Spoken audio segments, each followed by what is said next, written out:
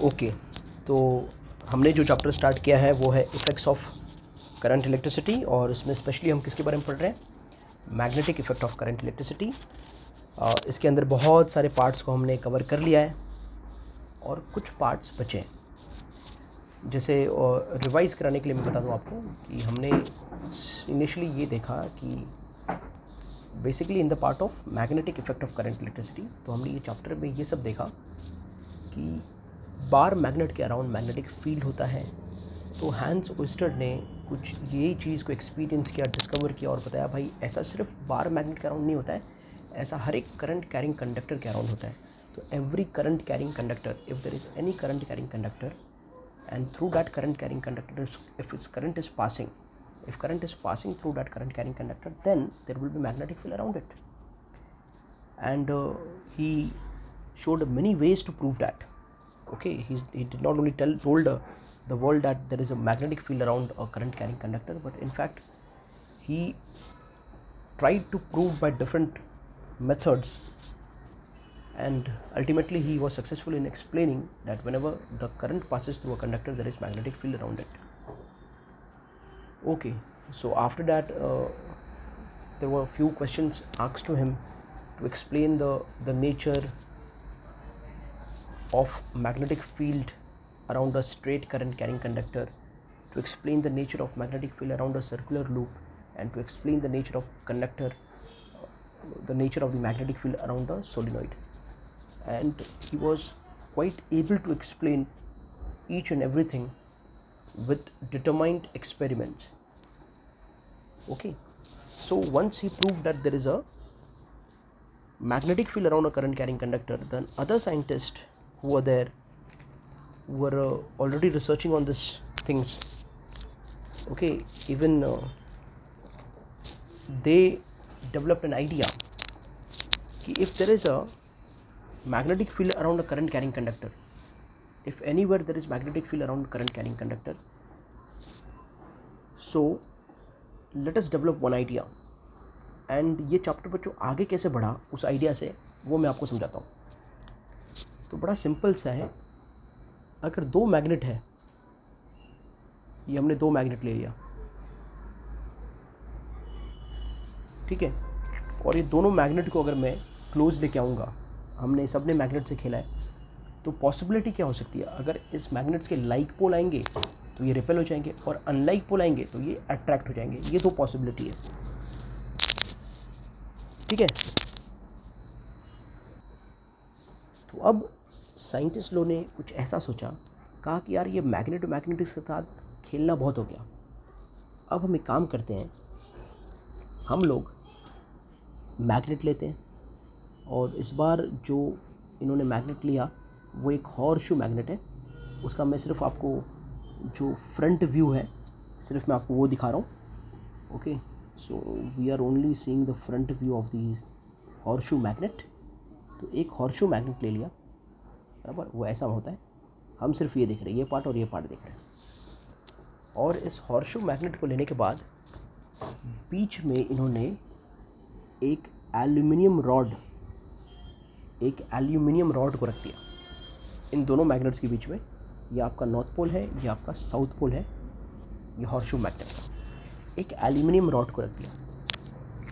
अब एक aluminium rod को सिर्फ रखा नहीं, उस एल्यूमिनियम रॉड के थ्रू इन लोगों ने करंट भी पास किया।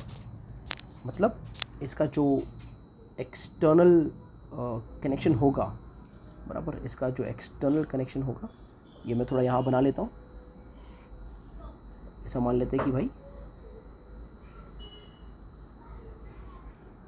ये एक बैटरी से कनेक्टेड है, ठीक है बच्चों।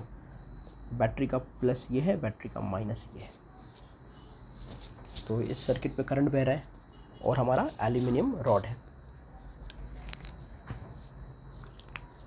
All right, so now this is the aluminium rod, I am naming that as AB।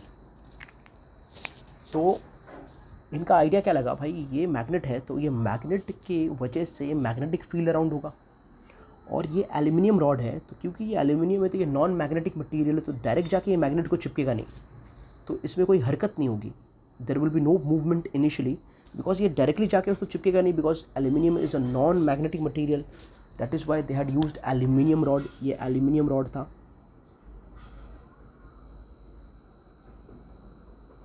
ये एक नॉन मैग्नेटिक मटीरियल है, तो डायरेक्ट जाके ये मैग्नेट के साथ कोई भी रिएक्शन करने वाला नहीं है, कोई भी एक्शन इसके मैग्नेट के साथ होंगे नहीं, डायरेक्टली नहीं होंगे। तो अब क्या हुआ, जैसे ही स्विच ऑन हुआ, बराबर, तो ये प्लस है और ये माइनस है, तो करंट फ्लो होगा। तो इस सर्किट में ऐसे करंट आया, ऐसे आया, और ऐसे वो करंट ने एंटर किया सर्किट के अंदर, करंट ने ऐसे एंटर किया इस सर्किट के अंदर, बराबर। तो जैसे ही करंट ने इस सर्किट के अंदर एंटर किया, तो ये एक करंट कैरिंग कंडक्टर बन गया। AB now AB is a current carrying conductor. So if AB is a current carrying conductor, अगर AB एक करंट कैरिंग कंडक्टर है, तो इसके अराउंड क्या आएगा, इसके अराउंड भी मैग्नेटिक फील्ड आएगा, और मैग्नेट्स के अराउंड मैग्नेटिक फील्ड ऑलरेडी है। तो अगर दोनों ही जगह मैग्नेटिक फील्ड है, तो क्या ये मैग्नेटिक फील्ड, जैसे ये दोनों मैग्नेट जब पास आए, तो या तो क्या हो सकता है, या तो अट्रैक्ट होंगे या तो रिपेल होंगे। तो इन दैट सेम वे यहाँ पर भी जो मैग्नेटिक फील्ड जनरेट होंगे, ये मैग्नेटिक फील्ड एक दूसरे के ऊपर कुछ ना कुछ फोर्स एक्सर्ट करने चाहिए, चाहे वो फोर्स अट्रैक्टिव हो या रिपल्सिव हो, मतलब कोई भी नेचर हो फोर्स का, लेकिन फोर्स एक्सर्ट होने चाहिए या नहीं होने चाहिए, बराबर। तो यही चीज़ को साइंटिस्टों ने एक्सपेरिमेंट डेमोन्स्ट्रेट करने की, जानने की कोशिश की, and they were quite successful in this. The current carrying conductor, since this is fixed, what is fixed, the magnet is fixed. In any of the experiment, the magnet is kept fixed, so obviously there will be no movement shown by the magnet कोई movement show करने वाला नहीं है, क्योंकि वो fixed है, मतलब किसी ना किसी स्ट्रक्चर को फिक्स्ड है, तो वो कोई मूवमेंट दिखाएगा नहीं। ये जो रॉड रहता है, जो करंट कैरिंग कंडक्टर रहता है, ये हैंगिंग रहता है। सो अगर फोर्स एक्ट होगा, तो जो हैंग हो रहा है, बराबर, फोर्स उसी के ऊपर एक्ट होगा। एक्ट तो दोनों जगह होगा, लेकिन दिखेगा कहाँ पर, जो हैंग हो रहा है, जिसके पास कोई बेस नहीं है। तो वो फोर्स हमेशा किसके ऊपर दिखता है, वो फोर्स हमेशा जो करंट कैरिंग कंडक्टर है उसके ऊपर दिखता है।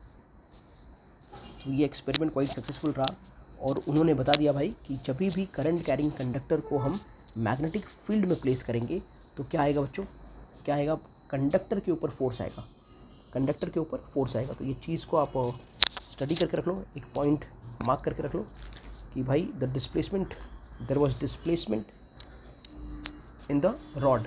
सो what we can say, when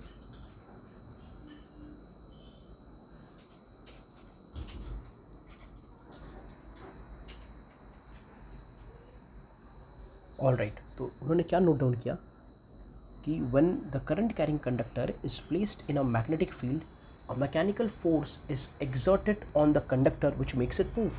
तो एक मैकेनिकल फोर्स लगता है जिसकी वजह से ये कंडक्टर मूव होता है, ठीक है।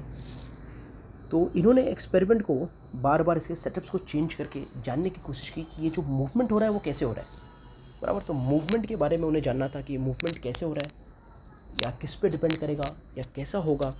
तो अगर मूवमेंट के बारे में कुछ भी इन्हें जानना था, तो हाँ ऑब्वियसली बात है, मतलब कि इन्हें एक्सपेरिमेंट को बार बार अलग अलग तरीके से, जैसे सेटअप को चेंज करके, नॉर्थ पोल साउथ पोल को चेंज करके, बैटरी के कनेक्शन को चेंज करके, ये सब देखना था। तो इन्होंने जब देखा सब कुछ, तो इन्होंने कुछ ऐसा कंक्लूड किया, the direction of force,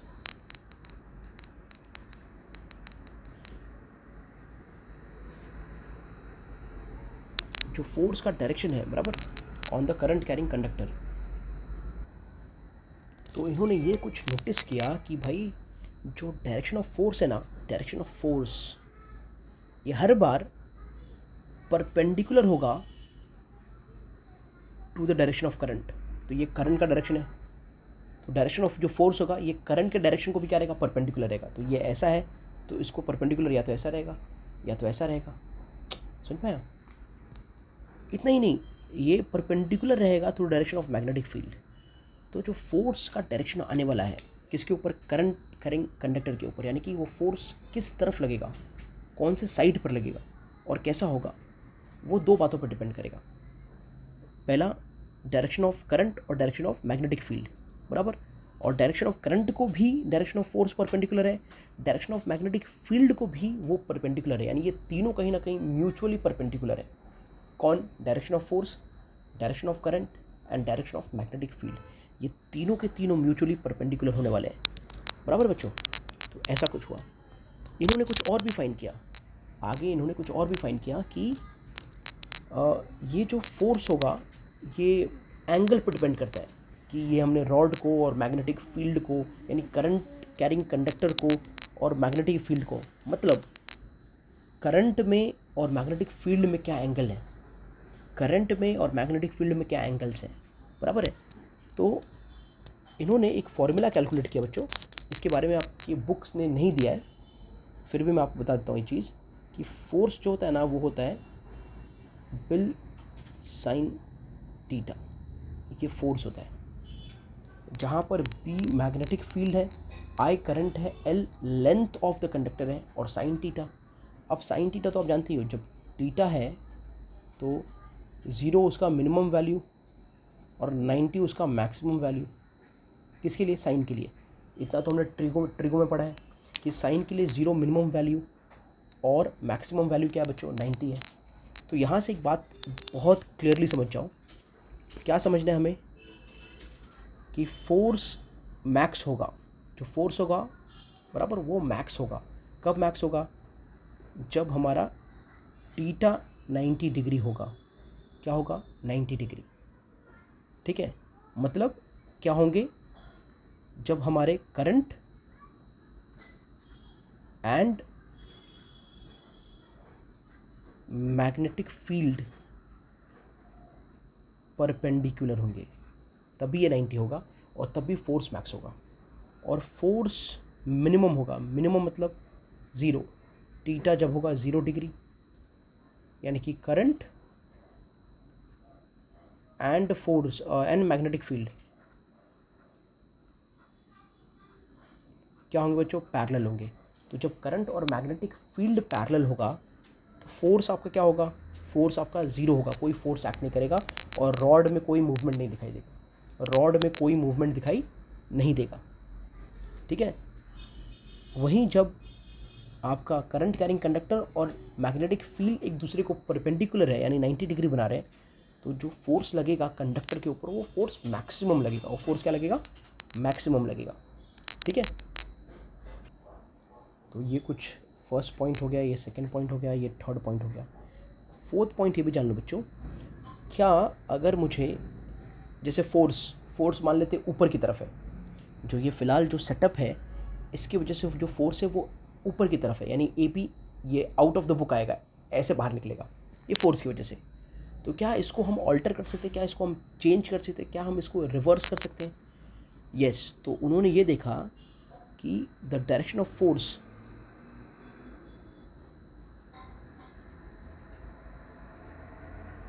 can be reversed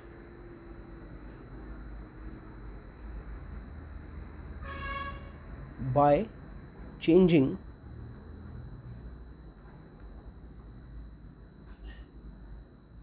direction of current and direction of magnetic field।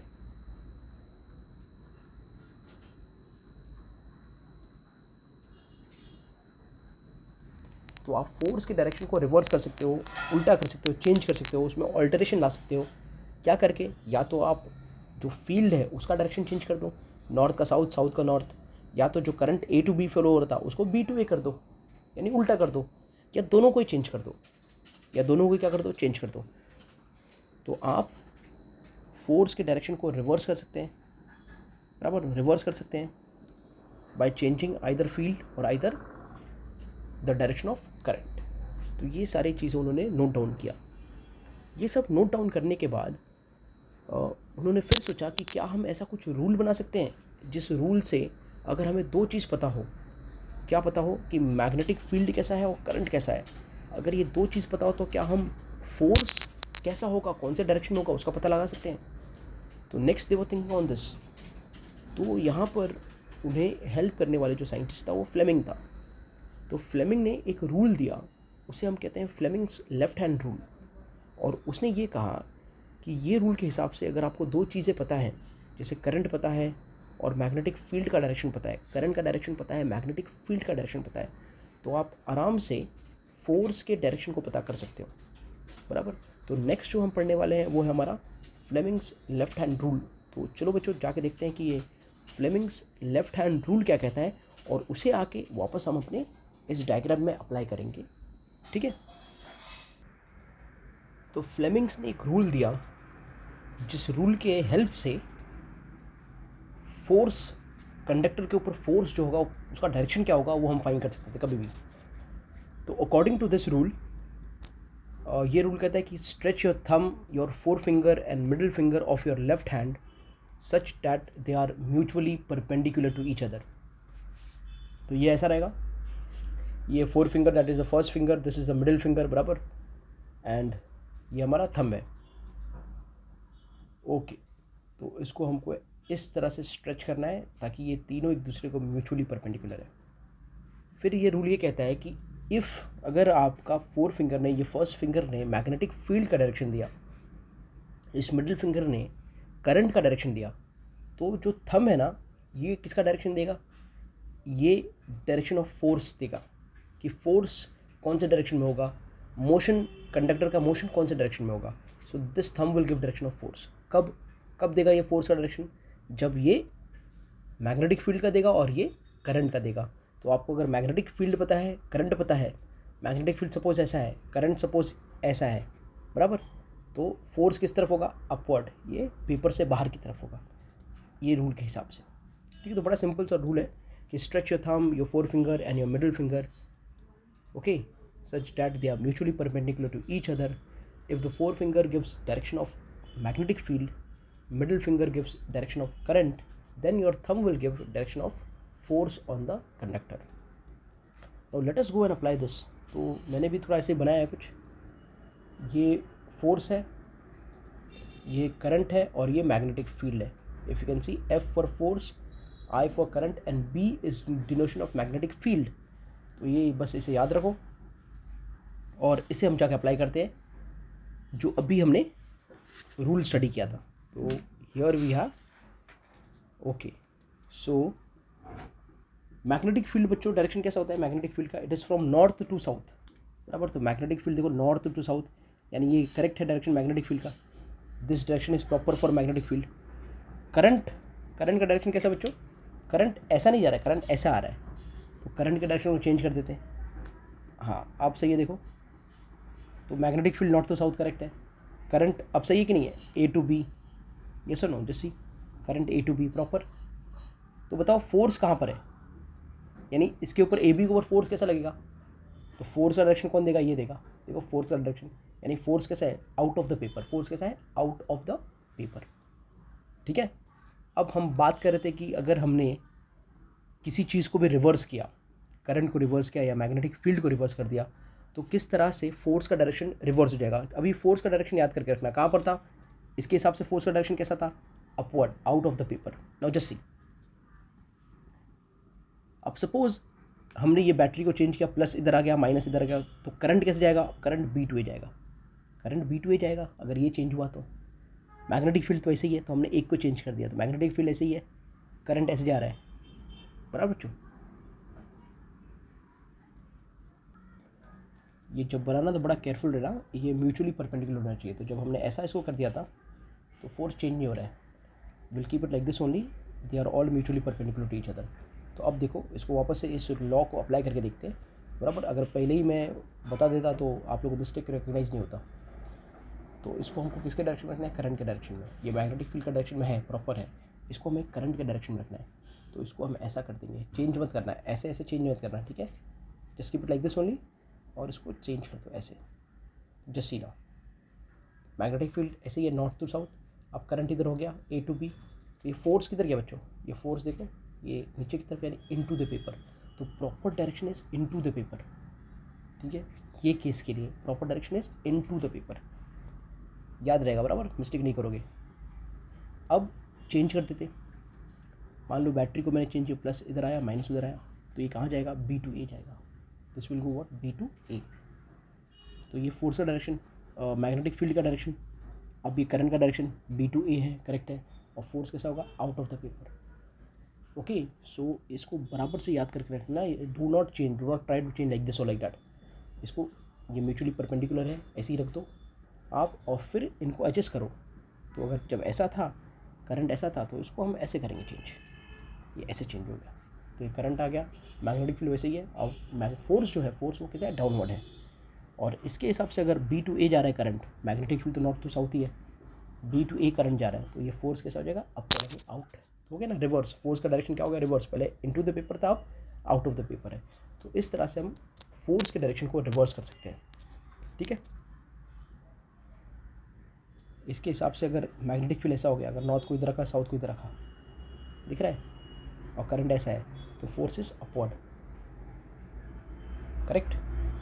और वही चीज़ अगर करंट को ऐसे रखा और मैग्नेटिक फील्ड ऐसा है, तो फोर्स इज डाउनवर्ड। तो इस तरह से उसको चीज़ों को हम रिवर्स कर सकते हैं, उसमें कोई प्रॉब्लम नहीं आएगा बच्चों। तो force on current carrying conductor ये समझ में आना चाहिए आपको। और दूसरा, फ्लेमिंग्स लेफ्ट हैंड रूल समझ में आना चाहिए। अगर ये दोनों समझ में आ गया, तो आगे जो मोटर का बेसिक्स है वो आप सब समझ जाओगे। So this year will end the force on current carrying conductor and Fleming's left hand rule, both are very very important for motor, so you should learn this thoroughly.